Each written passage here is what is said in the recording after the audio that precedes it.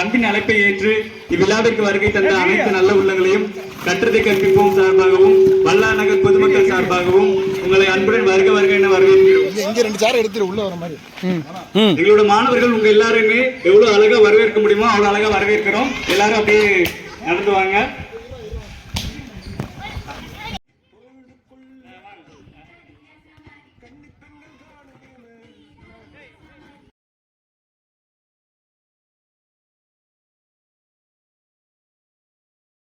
அனைவரையும் வருக வருக என்று வரவேற்கிறோம்.